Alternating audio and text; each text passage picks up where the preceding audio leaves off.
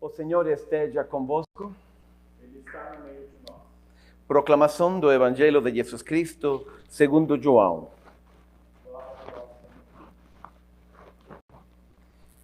No primeiro dia da semana, Maria Magdalena foi ao túmulo de Jesus bem de madrugada, quando ainda estava escuro, e viu que a pedra tinha sido retirada do túmulo. Então, ela saiu correndo e foi a encontrar Simão Pedro e o outro discípulo, aquele que Jesus amava, e lhes disse: Tiraram o Senhor do túmulo e não sabemos para onde o puseram. Saíram então Pedro e o outro discípulo e foram ao túmulo.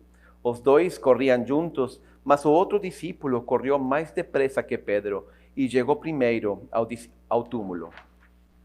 Olhando para dentro, viu as faixas de linho no chão, mas não entrou. Chegou também Simão Pedro, que vinha correndo atrás, e entrou no túmulo. Viu as faixas de linho deitadas no chão, e o pano que tinha estado sobre a cabeça de Jesus não estava posto como as faixas, mas enrolado num lugar à parte. Então entrou também o outro discípulo que tinha chegado primeiro ao túmulo. Ele viu e acreditou. De fato, eles ainda não tinham compreendido as Escrituras, segundo a qual ele devia ressuscitar dos mortos. Palavra da salvação. Glória a vós, Senhor.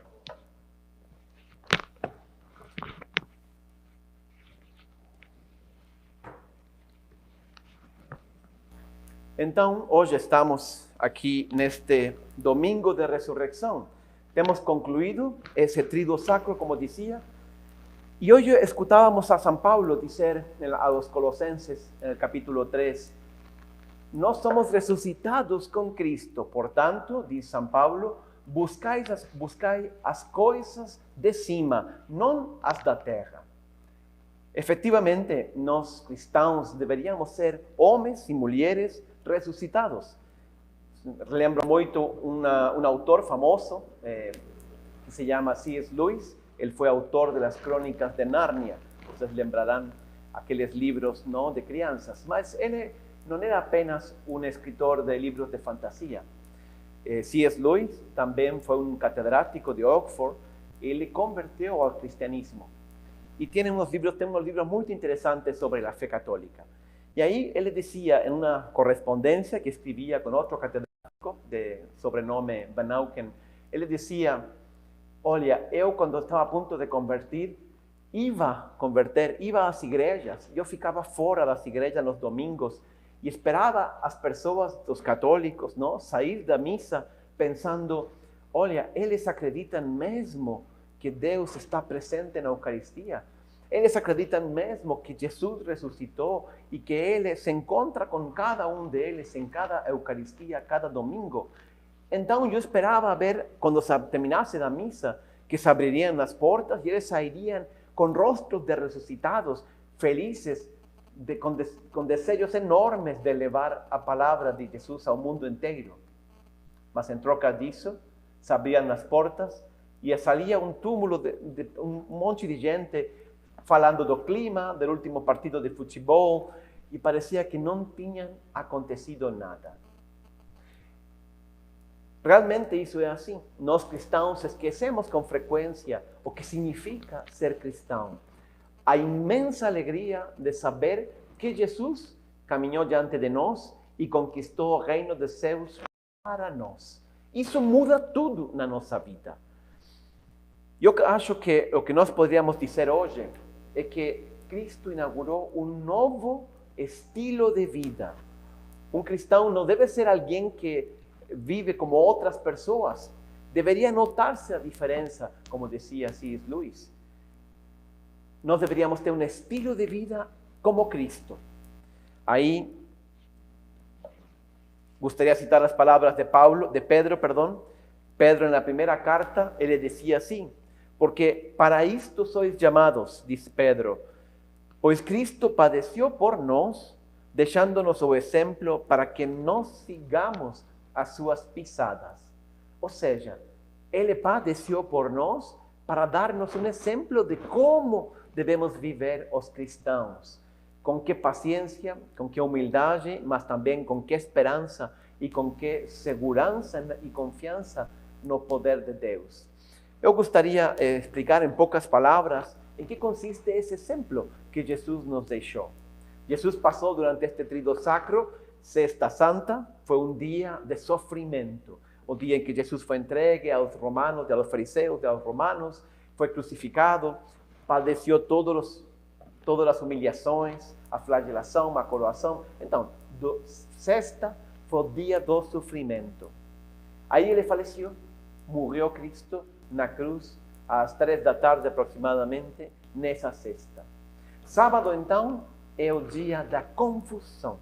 Os apóstolos estão completamente confundidos, não sabem o que fazer. E depois, domingo, será o dia da alegria e do triunfo. Então, comecemos. A pergunta é a seguinte: o que nos ensina Cristo em cada um destes dias? Como nós devemos viver cada um destes dias? Porque o ponto é que nossa vida também tem sextas santas, também tem muitos dias de sofrimento, temos dias de confusão e de desorientação e de não saber o que fazer, e temos dias também de alegria. Então a pergunta é: como nós devemos reagir? O que nós devemos fazer? Que exemplo, como diz São Pedro, nos deu Cristo para que nós possamos imitar Ele? Comecemos com os dias de sofrimento. Jesus sofreu muito naquela Sexta Santa. Sofreu sofrimentos físicos. Todos nós conhecemos muito bem isso, e a película de Mel Gibson acho que é muito gráfica para fazer-se uma ideia desse sofrimento de Cristo.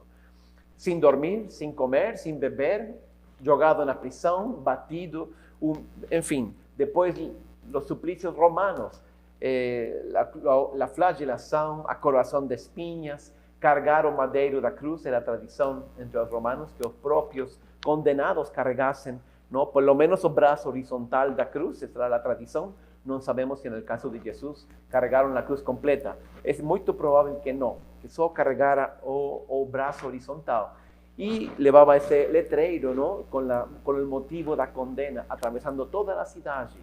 Enfim, chegar até lá, sofrer, ser pregado na cruz, fixado na cruz. E aí o calor, a desidratação, os cãibres, tudo asfixia. Pouco a pouco a morte vai vindo, que às vezes é esperada e desejada pelos condenados como uma verdadeira libertação, porque o sofrimento era muito grande. Mas também Cristo sofreu emocionalmente, também sofreu moralmente. Foi humilhado, foi rejeitado, foi incompreendido. Mentiram sobre ele, a pressão, os gritos. Imagina a pressão moral também de Jesus em toda essa crucificação. E ele sofreu também espiritualmente, porque ele carregava as nossas culpas. Ele sabia que não estava pagando por próprios pecados, mas por nossos pecados.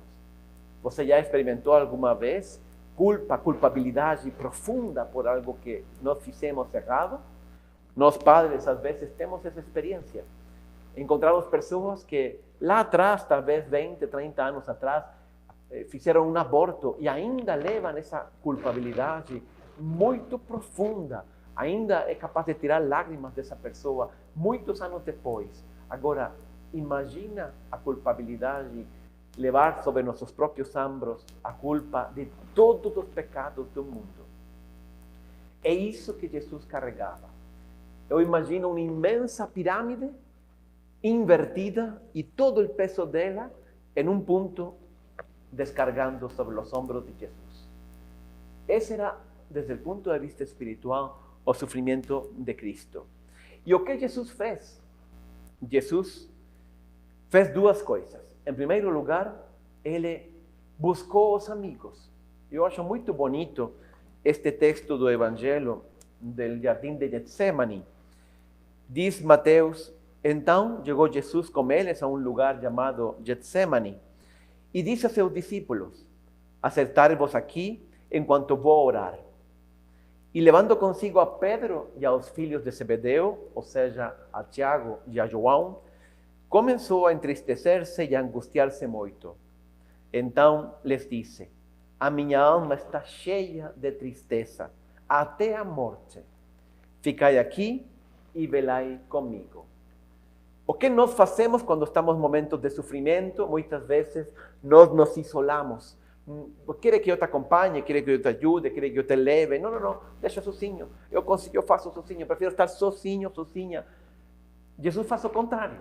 Ele busca os amigos. Quer que seus mais próximos discípulos, as pessoas que conheciam realmente Ele, que tinham intimidade com Ele, ficassem por perto, rezassem junto com Ele.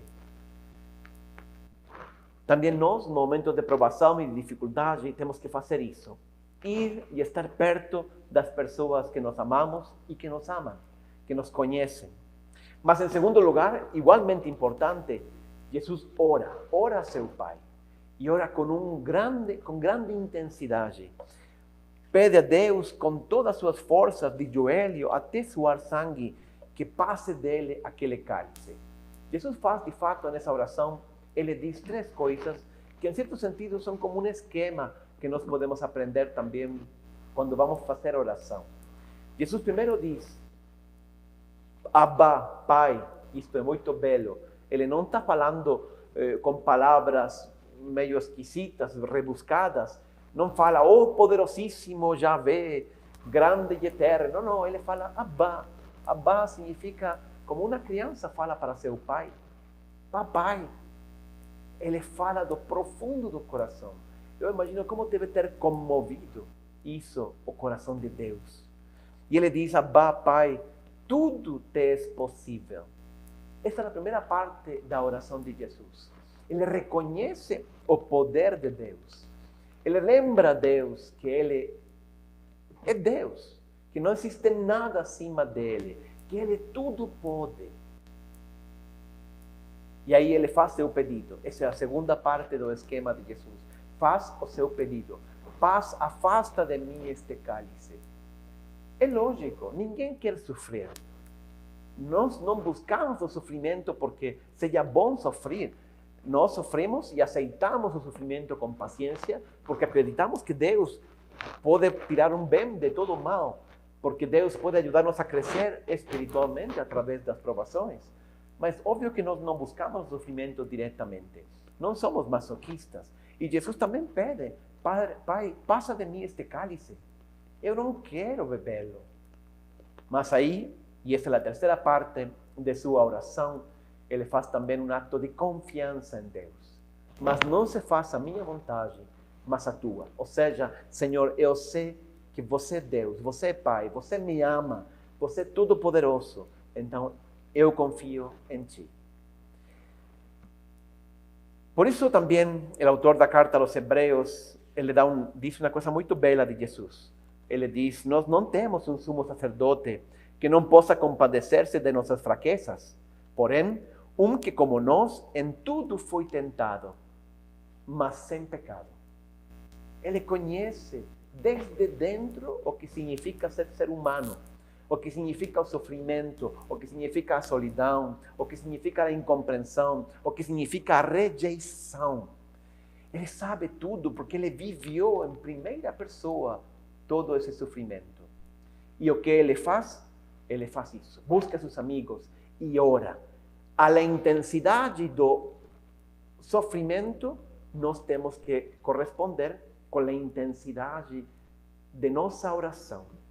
A constância da dor e da provação, nós temos que corresponder com a constância de nossa perseverança e fidelidade em Deus. Esses são os dias de provação, os dias de sofrimento. Mas depois vêm os dias de confusão. O que são esses dias de confusão? Pois bem, eles são dias como os apóstolos. Eles tinham deixado tudo lá em Jerusalém, em Galileia.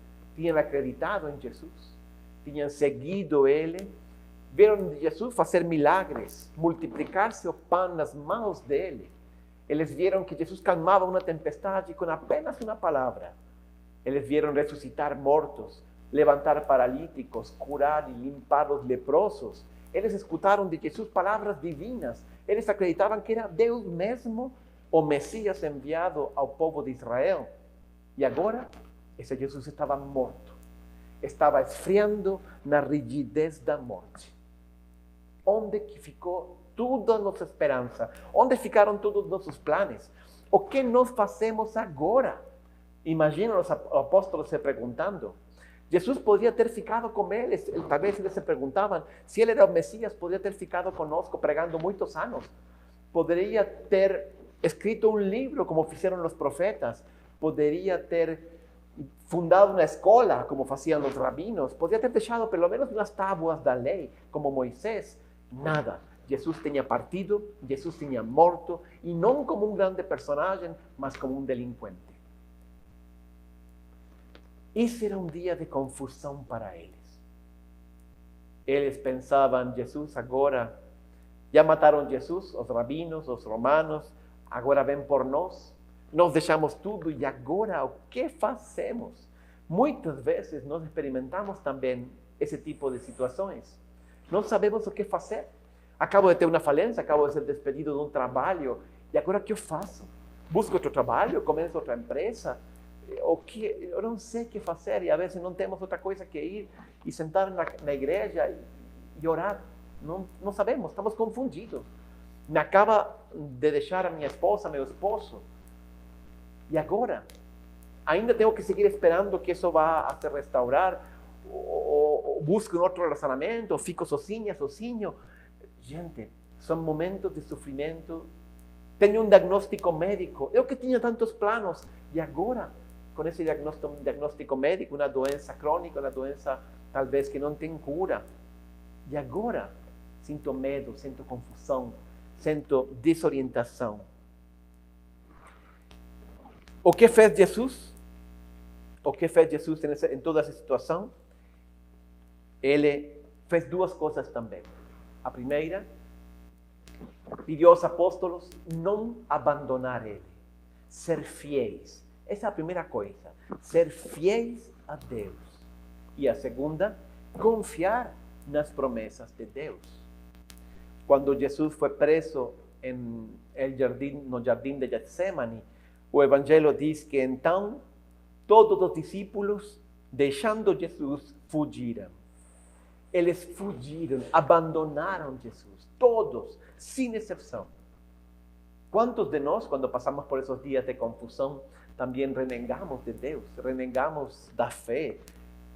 Talvez não negamos da existência de Deus, mas sim duvidamos de sua sabedoria. Será que Deus está pondo atenção ao que está acontecendo comigo? Será que duvidamos do timing de Deus? Era agora quando eu precisava que Deus me ajudasse. Ou estou duvidando do tempo de Deus, estou duvidando da sabedoria de Deus, estou duvidando do amor de Deus. Será que realmente Deus me ama? Será que Ele está preocupado com minha vida pessoal? E aí muitos abandonam a Deus. Então, nós temos que ser fiéis. E temos que lembrar as promessas de Jesus. Olha que belo o que Jesus falou aos discípulos. A Bíblia está cheia de promessas. Vou ler só algumas que Jesus fez a seus discípulos antes da paixão e que eles precisavam lembrar, mas esqueceram. Jesus disse aos apóstolos na última ceia: um pouco e não me vereis, outro pouco e me vereis de novo. Porquanto vou para o Pai, vós chorareis e vós lamentareis, e o mundo se alegrará, e vós estareis tristes, mas a vossa tristeza se converterá em alegria. Aí Jesus coloca o exemplo da mulher que vai dar à luz e sofre pelo parto, mas depois ela está feliz porque uma nova criatura veio ao mundo.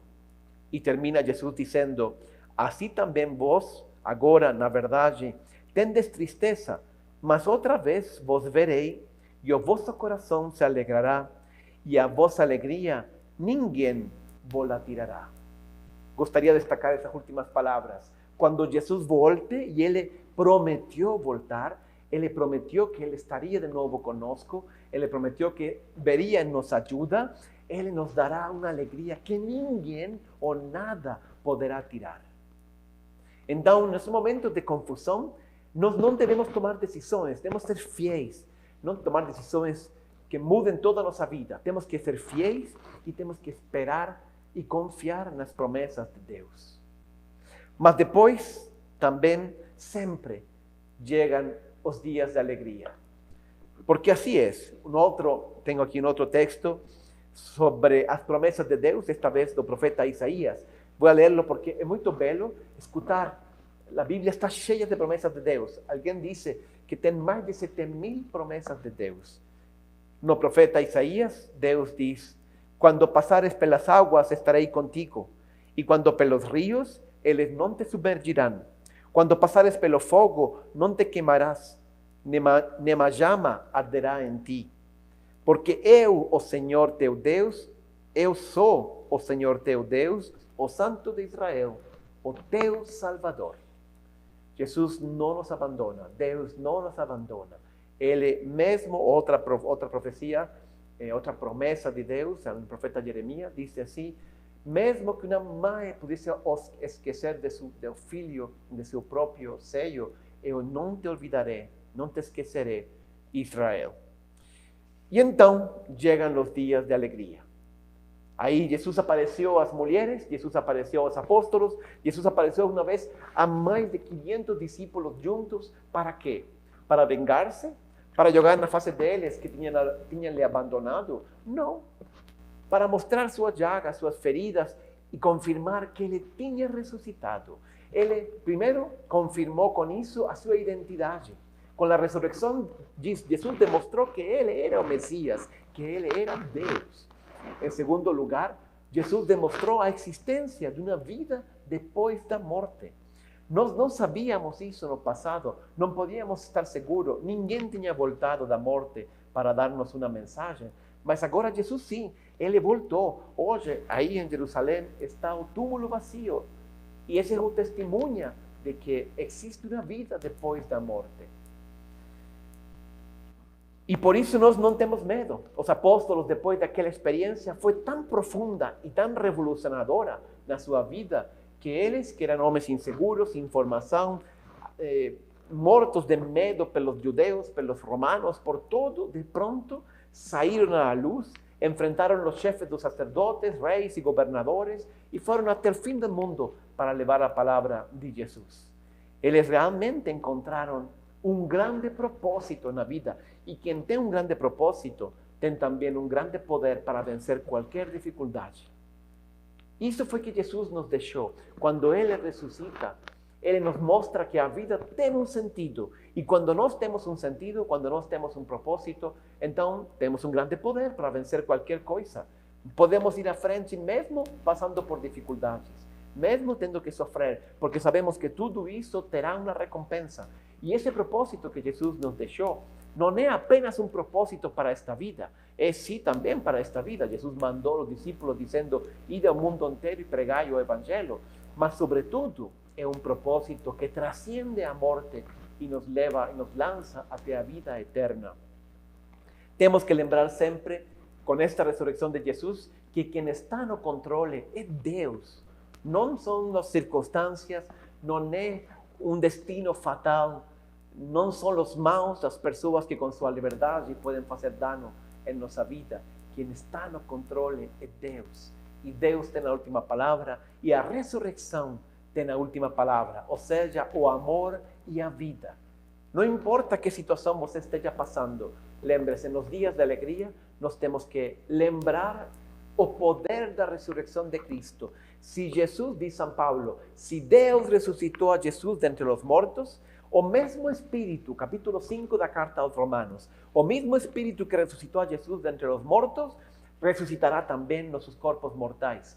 Ele será nossa ressurreição. Quando Jesus encontrou a Maria Magdalena, a Marta, a irmã de Lázaro, ele falou: teu irmão ressuscitará, referindo-se a Lázaro. E Marta respondeu: sim, eu sei que ressuscitará no último dia.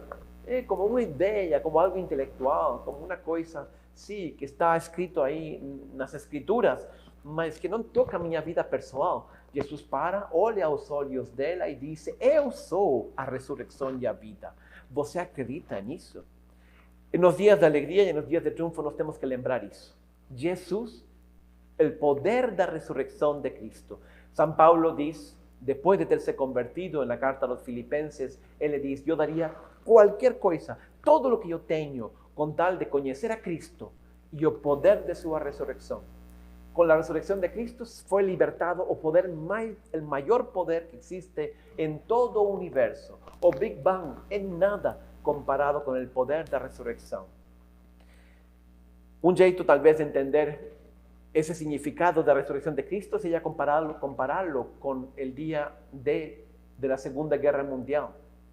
Cuando comenzó la Segunda Guerra Mundial, Hitler invadió Polonia, después Francia, Bélgica, Holanda y todo el resto de los países de Europa, y un gran manto de tristeza, de desánimo, de desconfianza, de miedo, recorrió todas las capitales y todos los lugares de Europa. Ellos estaban dominados por un poder muy grande y muy amoral, capaz de matar y destruir todo. Y no tenían motivos para tener esperanza.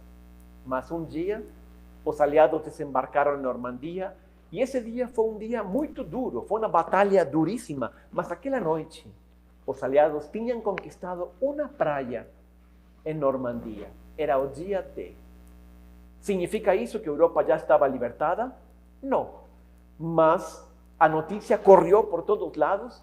De boca en boca se falaba del desembarco de los aliados, y una gran esperanza comenzaba a surgir en todas las personas, en cada ciudad y en cada capital, porque quien tiene una gran esperanza, tiene motivos, tiene confianza para luchar y para seguir para frente. Eso mismo tenemos nosotros. Jesús llegó al cielo, entró y no acabó la batalla. No estamos aquí en esta vida, en este mundo, y ainda tenemos que superar muchas dificultades. Mas Él triunfó por nosotros, y sabemos que será solo cuestión de tiempo, y nosotros también podremos alcanzar esa resurrección y el triunfo final con Cristo. Cristo triunfó para que nos podamos también triunfar con Él, si compartilhamos con Él o seu sufrimiento. Esos días de sufrimiento, esos días de confusión, pueden ser siempre pasados, siempre superados, cuando yo sé que Dios cumplirá en el día del triunfo, con el poder de su resurrección, todas sus promesas.